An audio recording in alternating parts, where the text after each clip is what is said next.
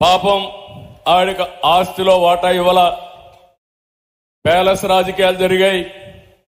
ఇంకో పక్క ఆవిడ కూడా ఇప్పుడు ఒక పార్టీలో చేరింది, ఒక పార్టీ అధ్యక్షురాలు. నేనేం మాట్లాడను. వాళ్ళ అన్నపై నుండే కోపంతో ఆవిడ మనల్ని కూడా విమర్శిస్తా ఉంది.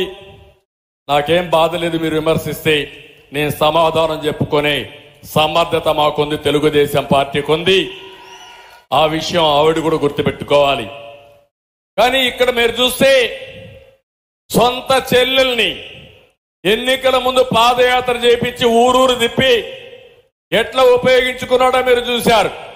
అంటే టిష్యూ పేపర్ బాత్రూమ్ మారిగా వాడుకొని ఈ అమ్మాయి ఆ టిష్యూ పేపర్ బారేసినట్టు ఇప్పుడు చెల్లెలు వదిలేసే పరిస్థితికి వచ్చాడు. ఏమి న్యాయమో నాకైతే అర్థం కాలేదు. అందరితో పర్వాలేదు, కుటుంబాల్లో తగరాదులు వస్తాయి, నేను ఎక్కడ తప్పుపట్టను. కుటుంబాల్లో తగరాదు వచ్చినా మీరొక్క విషయం గుర్తుపెట్టుకోవాలి.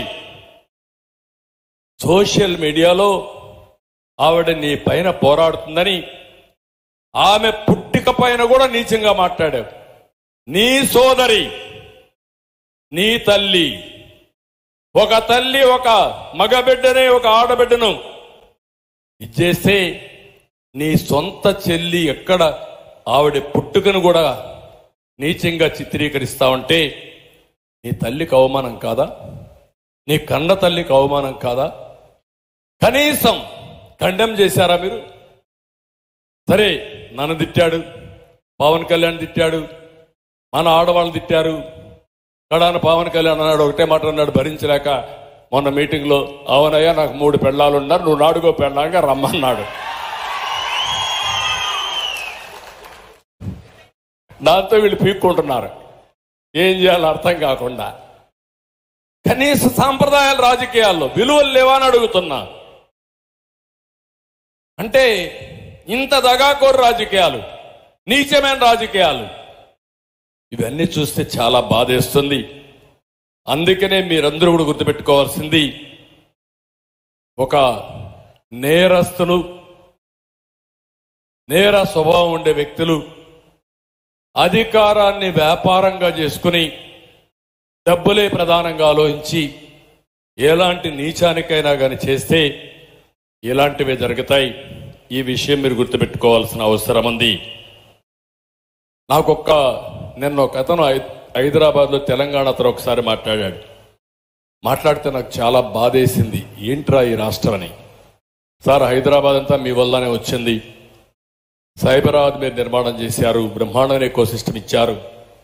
ఈరోజు ఏ మారుమూలకు పోయినా ఆ అభివృద్ధికి మీరే కారణమని మనస్సాక్షిగా అందరూ ఒప్పుకుంటున్నారు.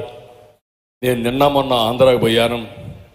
ఒక 2-3 రోజులు ఏదో మా స్నేహితుడు పెళ్ళుంటే పోతే తిరిగి వస్తా ఉంటే నేను ఒక హోటల్ దగ్గర నిలబడి ఎట్లుందో కనుక్కున్నాను. కనుక్కుంటే ఒక వ్యక్తి అక్కడికి వచ్చి, లారీ, అంత మునుపు నేను లారీ ఉండేది, ఇప్పుడు లారీ కూడా అమ్మేసుకున్నా, ట్రాన్స్పోర్ట్ మొత్తం దెబ్బతినింది, లారీ ఓనర్గా ఉన్న నేను ఈరోజు క్లీనర్గా తయారైపోయాను. అంటే అదే లారీకి ఇతను డ్రైవరు క్లీనర్గా తయారయ్యే పరిస్థితికి వచ్చాడు. ఒక్క నిమిషం తమ్ముడు, లాస్ట్లో ఆ లారీకి డ్రైవర్గా తయారయ్యే పరిస్థితి వచ్చాడు. ఇంకొక అతను, ఒకప్పుడు నాది హోటలు, అప్పుల పాలైపోయి హోటల్ అమ్ముకున్నా, ఇప్పుడు తోపుడు బండి పెట్టుకొని కడుపు కోసం బతుకుతున్నానని చెప్పే పరిస్థితికి వచ్చాడు. నేను చెప్పింది ఇది యథార్థమైన కథలు ఇవన్నీ. మీరు చూశారు రంగనాయకమ్మ ఎక్కడో LG